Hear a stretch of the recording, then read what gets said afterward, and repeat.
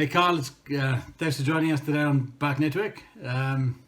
This has taken a few days to put together, but we finally got there, I think. Yeah, yeah. Finally, we got here with some electricity on and living out on the farm. That's what you get when you live on the farm and you have load shedding and things like that. So, yeah, thanks for having me on the show. You shouldn't be explaining that you live on a farm to the people here in Europe because they'll all think it's idyllic. No, it's just a little small holding here on the Ironman South Africa bike course, so it's a good place to be for training. And that's obviously to give people a bit more context. The Ironman South Africa bike course, you're around we used to call it the wild side of Port Elizabeth. Is that right? Yeah, the wild side. We live literally 2 kilometers away from Sardinia Bay Beach, so it's a really awesome place to be, especially with great sunsets and stuff like that. So it's not a bad spot to be hanging out at. And along with nice sunsets and everything, it's usually got a headwind down that long straight from Maitlands. Is that right? Yeah, the winds can be pretty brutal here in Port Elizabeth, but it's you never get used to it. But yeah, it always makes for some hard training, and at least when race day comes along, you'll be all ready for it. So you said you're out on the farm. What's your setup there at the moment? Are you in lockdown? Are you out of lockdown? So we are out of lockdown, fortunately, and unfortunately we just can't swim at any pools or anything like that, but we can swim in the open water. A little bit nippy, but at least it's better than nothing. And yeah, we've got a great setup here. I've actually been training indoors for the last 2 days because the weather's been pretty outrageous, but we're quite lucky as well to have a nice gym on the farm as well. Have some treadmills. I've actually got a little treadmill in the house as well. So yeah, it's really good. We've been living here for like 4 years now, so it's a perfect place to be. Great running around here as well. Yeah, and it's good to be training on the course as well, as mentioned before. So everyone who follows triathlon probably knows you as Carl Buckingham, obviously the triathlete. What were you doing before you became the Carl Buckingham the triathlete? Before the Carl Buckingham the triathlete, I was into rock music and growing long hair and in London days, back in the London days, and actually didn't do any endurance sports at all, and just went to about 2 concerts every week with my brother, and it was pretty awesome. And yeah, it was some good memories. And then one day I was actually living with a guy. We were living with 5 guys in London in a house share, and one of the guys was training for an Ironman, and I thought, oh, this looks pretty cool. Why don't I give it a go? And actually, the one Saturday morning, I think I was like hungover or something, and I was lying on the couch, and he came back at about 12 o'clock, and he had been out since like 5 o'clock in the morning, and he had done a ride to Brighton and back. And then like an hour run off, and I was like, what the hell? What are you doing? Are you insane? And then he gave me a book to read. It was like all these finishes of all these Ironman experiences and stuff. And I read that book, and I was hooked. The next week I was into it, and I just started running first. Actually, I started running like before gym. I was doing gym with a buddy, so I'd do like 10Ks and then do a gym workout, and he was pretty pissed off most of the time because if I was spotting him on a bench press, he would get this little drop of sweat falling onto his head. So he used to always tune me to do my running afterwards. What was the name of the book? Do you remember, Carl? It was called Becoming an Ironman, I think it was. I actually think I still got it somewhere, lying around. But yeah, Becoming an Ironman. And yeah, so I read that, and then I looked at all the YouTube videos of all the the Mark Allen and the Dave Scotts and all those old Ironmans, and yeah, and then and then I bought my first bike. I was really fortunate enough that my dad had a job in the UK, and they could either get like a bicycle or something through work.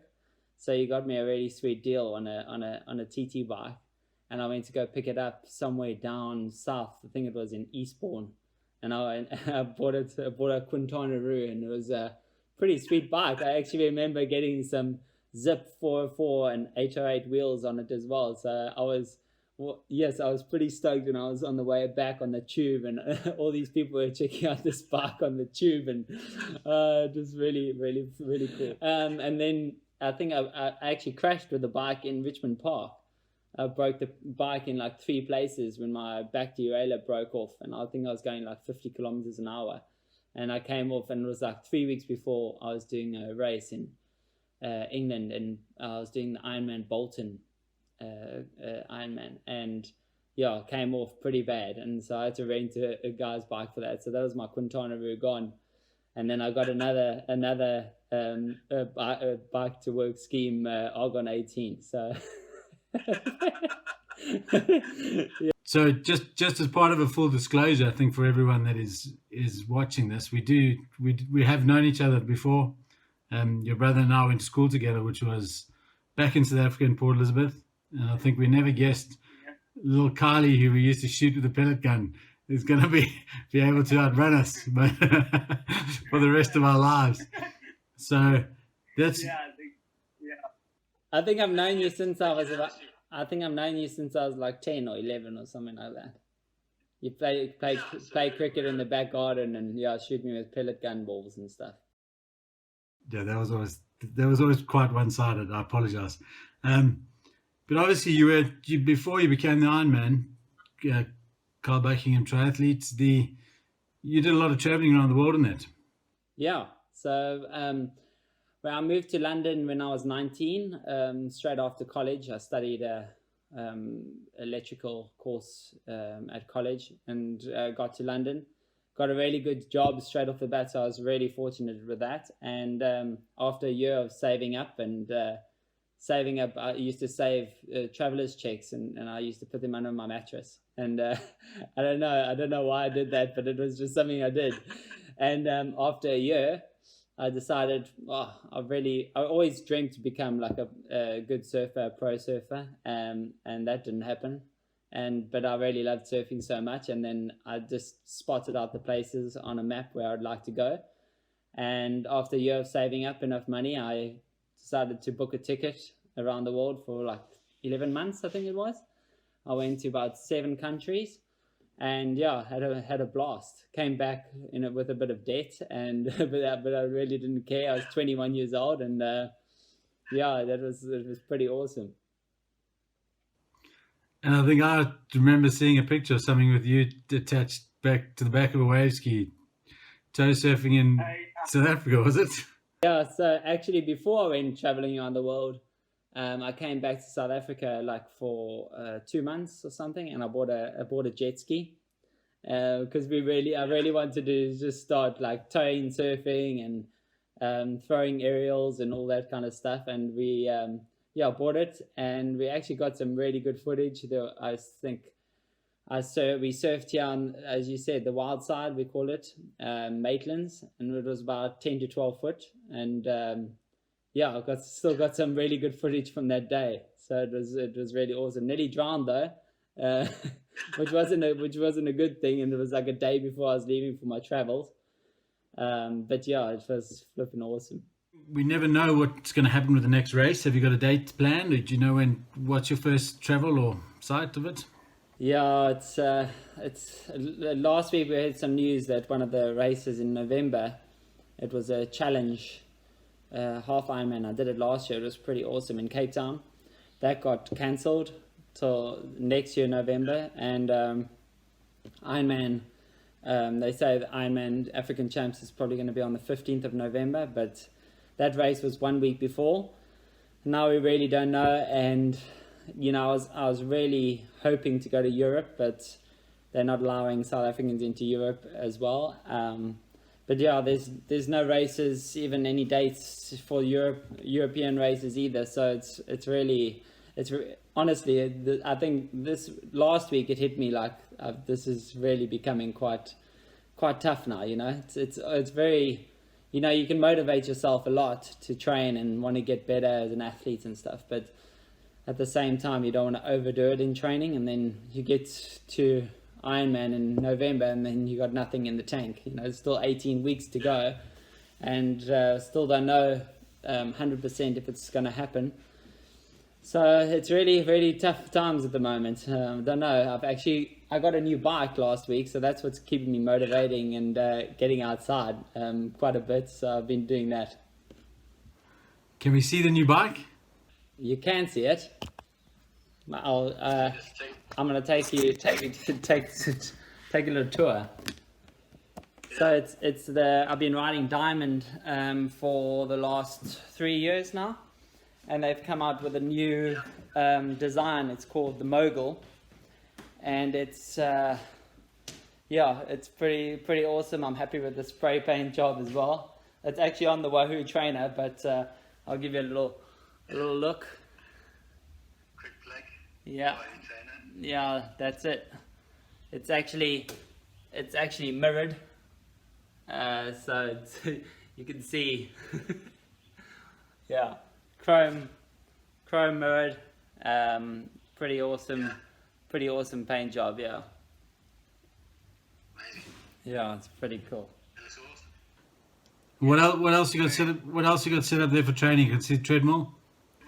We got a treadmill. I've done a little bit of DIY work on the front panel because it's quite an old one, but it's not mine. But I'm lucky to have one in the house. So that's my little pain cave, because don't really have anywhere else to have a little pain cave. But yeah, that's it. So no dates coming up, no dates you are aware of in the calendar. How do you structure your planning, your training, and putting that?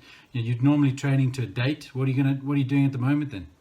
Yeah, so at the moment I'm just training fully aerobic based. So a lot of just a lot of zone 2, as you call it, work, with maybe a little bit of intervals, but probably 5 to 10% of the training will be some intervals, because I just thought that I'm not going to kill myself in training anymore.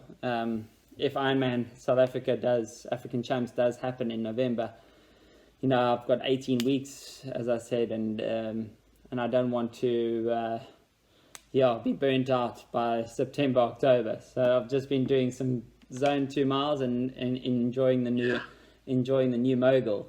Yeah, the bike's been stuck in customs for the last 3 months because of lockdown.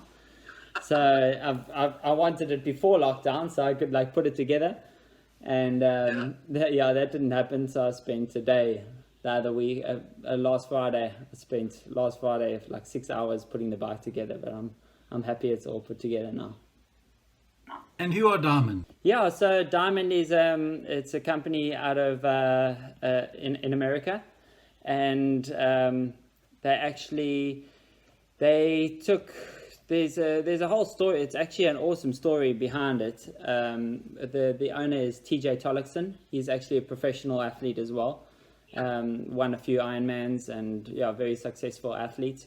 He started Diamond, must have been probably around, I'm not really sure in the years, but probably close to 10 years now. And they took the design from the old Zip speed bike. It was so they took that, and he's obviously made it his own, and he's a few modifications as well, with adding storage boxes on the top of the beam, and where you put all your spares on the bottom. Yeah, so it's been a really awesome bike. I've loved it, and I won Ironman African Champs on it as well. So, and that was my first year. I think had been riding their bike for like 2 months, and then I won Ironman African Champs. So do they claim it or do you claim it? Yeah, I don't know. It goes really well. It's a really good bike. I've really enjoyed it. Yeah. And they've actually they just released their own road bike and gravel road bike now last week. So yeah, if you guys are interested to check it out, it's Diamond Bikes on Instagram, and with a DIM. Yeah. pretty cool. Amazing. That brings us nicely into Ironman Africa. Yeah. Well, wasn't your first win, was it? No. It was. Was it the most important win? Yeah, Ironman African Champs has definitely been my most memorable win.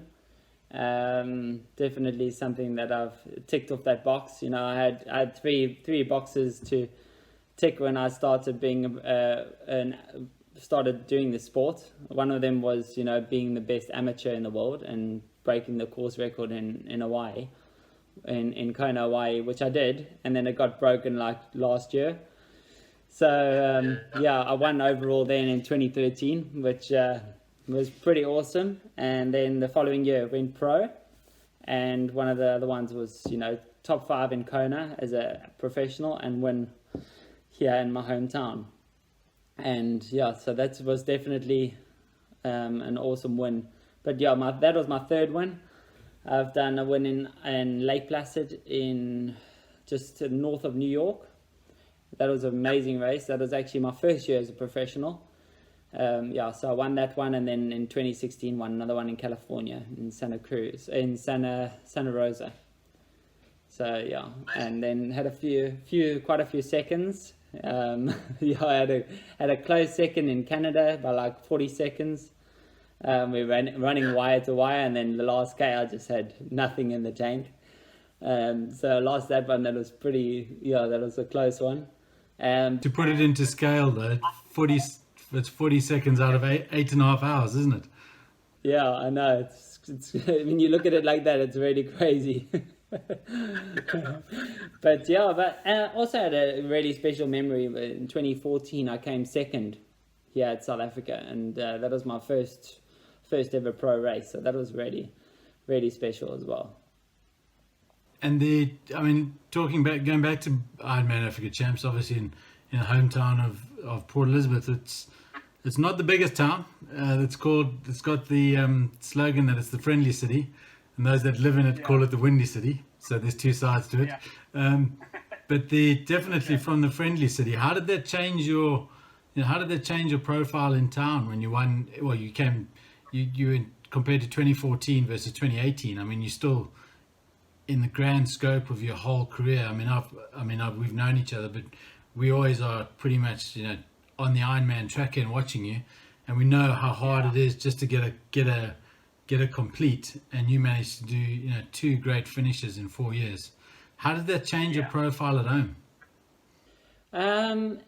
It didn't change. Well, when I go cycling now, when I pass people, they're like, "Is that Carl Buckingham?"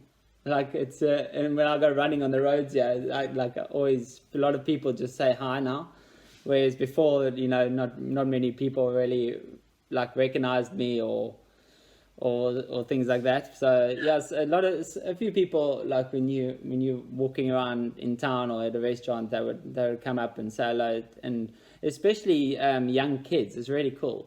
A lot of like their moms or dads will come up and ask for an autograph somewhere at a coffee shop or something like that. So that's really, really awesome. I had a lot of kids after the race wanting to do a little story on like who's their hero or something. So that was really, really cool. It was I had about, I don't know, you went to Grey High School. I think I had about eight boys that they asked me to do questions for them, and collegiate girls as well. So it was really cool. And did Grey High School try and claim you as one of theirs? They tried. They tried, but there's a story goes I couldn't get into that school. I had to do like an exam to try and get into Grey, and I didn't pass. I didn't make it into that school, so I had to go and move on to another school.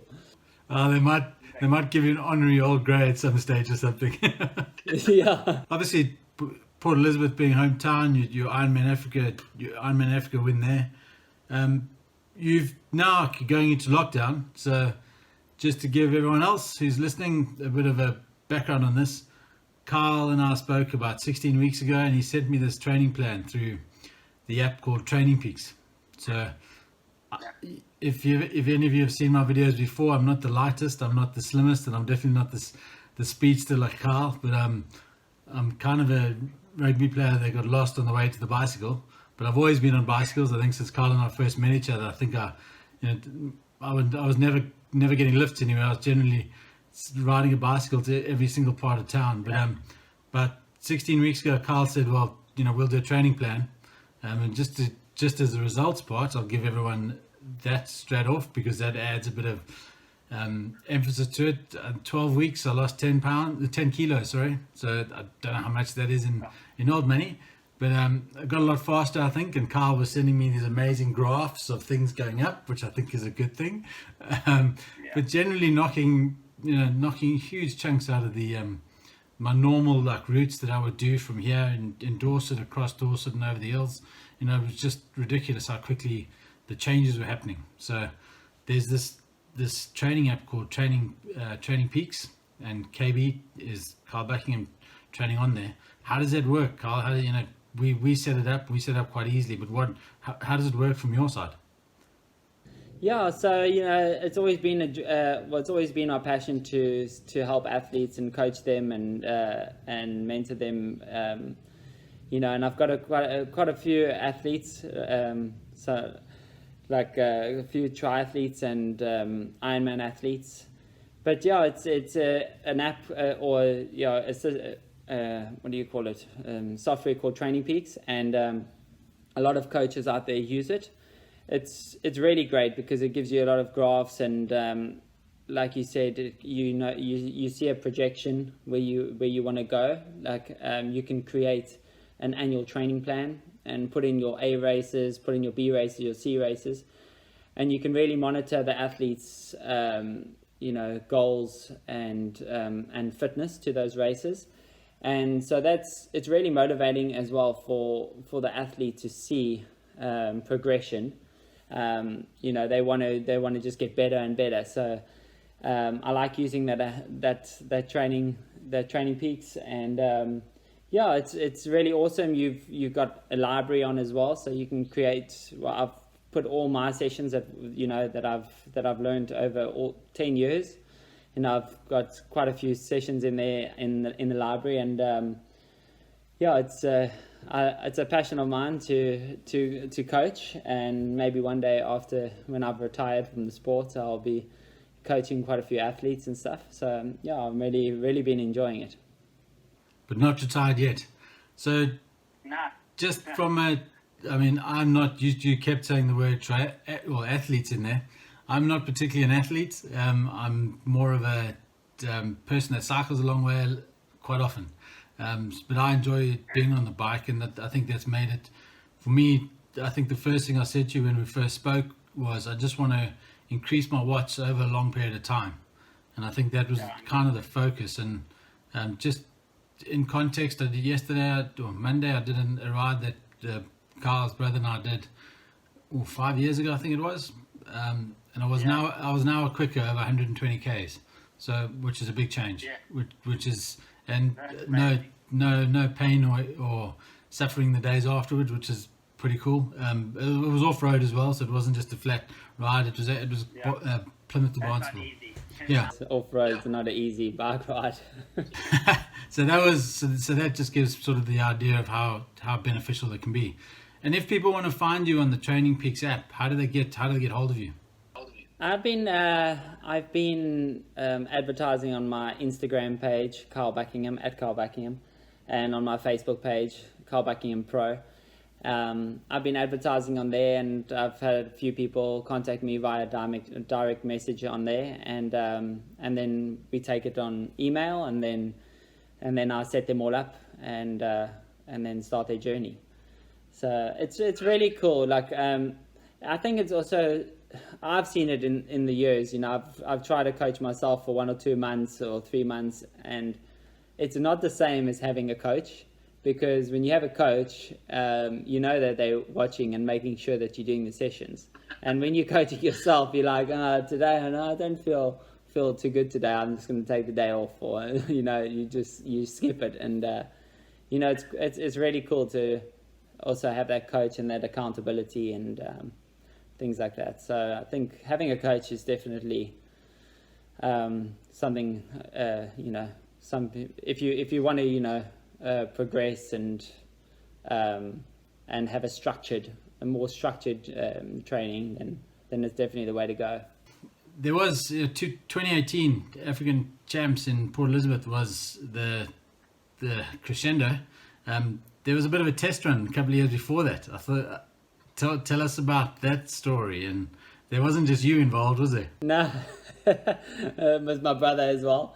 Yeah, that was really awesome. I think that was 2011, and Shane Blakey was actually Blakey did really well. I think he did 10 hours and 1 minute or something like that, and that's really good. That's sorry. Blake, what did Blake do before? So Blake was a really good swimmer, and which helped when we used to train a bit in London. We used to do it. We could only fit in a 2-kilometer swim before work, because the gyms, I don't know why, for some reason, but the Virgin gym that we were going to in Putney, I think it was in Putney, it was an amazing pool, but it only opened at 6:30, so we could only swim for like 40 minutes and then get out and go and rush to work. But remember, the Virgin in Putney, you had to queue to get in at peak times, wasn't it? Yeah, so there was a queue as well, which didn't help, and we tried to. I started running there when Blakey stopped training for triathlon. I started running there in the like I did a 10K with all the balaclava and everything on at like 5:30 in the morning. Get to the gym, swim, and then run to work. That was I did that quite a bit. But yeah, Blakey and I swam together for quite a bit, and he was a lot better than me at swimming, which really helped me as well progress. But we never really had that like competition, that hard competition, brotherly thing. It was just awesome to have him better than me, so I could get better. And so he actually had his son Mason as well, which was not easy. So I think he was training till like some nights he would get on the bike only at 7:00 and then ride till like 9:00. So it was sure. So those were the days I don't miss when I was working full time as an electrician in London, training 4 hours after work and only finishing training at 9:00, 10:00. But yeah, so we did the race together, and Chrissy Wellington, a well-known, very successful woman pro, she was doing the race as well, and we actually swam with her the whole entire way, which was really cool. Like I swam on the right-hand side of her, Blakey swam on the left, and yeah, we came out the water in 51 minutes or something, and that's from swimming like 10 kilometers a week, so we weren't even putting in that much swimming. And I had a shocker that day. I had 2 punctures in the first 25 Ks.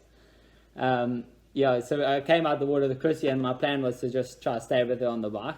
And so I had 2 punctures, and then that didn't happen. Blakey came past me, and then later on I caught up with him, and then passed him, and then he was doing his own race, and then I was doing my race, and then on the run everything just went to shambles, and I think it went for shambles for him too. I was just feeling like really bad. I don't know what happened. I was just feeling absolutely revolting. Like I had no energy at all, and I probably didn't feel correctly because I was trying to chase down a woman pro, as you do. And so yeah, we actually ended up walking the marathon together. Blake had some really bad RT band pain, and so we just walked. We walked literally like 15-20 minutes, and then we would jog for like 200 meters, and then we would just do that until we finished in 11.5 hours. But yeah, that was really cool to finish across the line with my butch, it was really cool memories. And I think we have that photo somewhere, so I will put that up for everyone to have a look as well. You guys finishing cross the line, but that's the general story of the Ironman triathletes that I think everyone sees, of the guys taped up to the hilt, crawling across the finish line. So the results you've had, and then for Blake, I think, didn't you guys come out the water in near the front when you're after swimming with Chrissy? Yeah, we must have come out the water. If I can remember, we came top 10. It must have been like top 10 or 12th or something like that out the water. So we did really well, 51 minutes for a couple of amateurs training in London. It wasn't too bad without any open water. So it was really cool. Well, actually, we came from surfing background, and Blake did a lot of life saving, and he was good at swimming. So we had the experience in the open water for sure. But yeah, it was an awesome feeling. So, it's not all glamour and what you see on the Instagram posts and stuff like that. There's a lot of things that go behind the scenes to make yourself a good athlete, and a lot of like dedication and selfishness. And I'm lucky I have Lauren here, and it's a full-time thing. It's it's healthy eating, it's massaging, it's doing all the gym work, the core work, the traveling, the organizing of flights and travel and stuff like that. So, it's a journey that we both love, and it's just been one awesome time. We've been going to America for the last 6 months of the year for the last since 2013. So we've spent a lot of time traveling, and yes, it's not easy, traveling around in a bag, well, 2 bags, and sometimes 3 bikes, and so it gets really, really hard and selfish to take up all the luggage capacity. But it's been we've been loving it. We've experienced a lot of places, amazing people that have also brought us in their homes at races. It's really amazing. Like Ironman, they sometimes put you up at homestay at races. So we've made some really good friends in America, and we still contact them today, to this day. And so it's been an awesome journey, and there's probably still hopefully another 6 more years of racing professional. I'll put that in the notes. Hold you to it. So when you're traveling and you're going, say, Kona and the US and that, is it just alone in yourself, or how do you get the other support you need? I know you've got sponsors like Fries and people like that on board at the moment. Are you totally plant-based now, or? Yeah, I am. I've actually been plant-based for the last 9 months. I tried it, I gave it a go, and I really felt really good on it. From like the first week, from the second week, I started feeling, my energy levels was way higher than on a dairy meat diet. And then I noticed, I think it was, when was it? In December, I normally take off about 4 or 5 weeks. And my weight normally goes up by about 5 kgs. And this was the first time that I didn't pick up 1 kilogram. So I was like, that's quite weird. It's just, maybe it's just no dairy, no yogurts, no cheese, no, all that kind of stuff. But yeah, it's really been awesome to have Fries on board now this year. So that's been really cool. And then obviously, I watched that whole Game Changers video, and then it was probably that also was more motivating to stay on it. And then there's actually been quite a few successful triathletes the last 5 titles in Kona, held by 2 men. One's a vegan, one's a vegetarian, so it can't be too bad for you. So I'm giving it a try, and I've been feeling pretty good on it during my training. So yeah. Some good stats. Last 5 wins. Got to be something to listen to. Yeah. Without sponsors, the support would be really, like, just to travel and things like that would be really tough. So having sponsors on board is really amazing, and I've had some really long sponsors, which has been amazing. My first sponsor was Velocity Sports Lab out of Hout Bay in Cape Town. I contacted him after 2012. I came 12th overall at Ironman South Africa, and first amateur, he was sponsoring Reynard Tissink. He was also Ironman Ironman. He won Ironman South Africa 3 times. He's won about 10 Ironmans around the world, and really successful professional athlete. So I contacted him up as he was sponsoring Reynard, and I said, any chance you would consider taking me on board? And flew over to Cape Town literally the next day after the race, and sat down with him and left the office, and literally within an hour my dreams literally came true. That was quite an emotional thing to go through, but so we ended up coming back to South Africa in August. The race was in April, so we came back in August. He gave Lauren a job as she was working in the gym as a massage therapist. That's where my journey started. I was fortunate to be able to only work 4 hours a day and then train the rest. And 2013 was a breakthrough year. So Velocity Sports Lab they're still with me today. So that's nearly 9 years. So that's amazing. And then I have Santini Cycling Wear. They're based out of Italy. Very well-known cycling apparel brand and triathlon brand now as well. Big partnered with Ironman. And so I've been with them since 2014. And they've been a massive help, and their whole, what do you call it? Their whole thing with triathlon now is kicking off, and their apparel is becoming really, really awesome. And so I've really loved having Santini on board. And then I have On Running Shoes. I've been with them since 2014 as well. So these are long-term partners for us since the beginning of this year. And Mavic cycling wheels, and who else? Diamond Bikes. They've been with me for 3 years. Don't forget the big bike. Yeah, and then I've got some products. Oakley support me, and Ceramic Speed. All those things really help. As well. So hope I'm not leaving anyone out. Never like to do that, but and Zone 3 wetsuits as well. So they're based out of the UK. So it's been awesome to have them on board as well. And what about other training you do? Like I'm just a mere mortal. When we're training and we don't have the 7-8 hours a day, if you only had 2 hours or maybe an hour in a day, where would you concentrate it?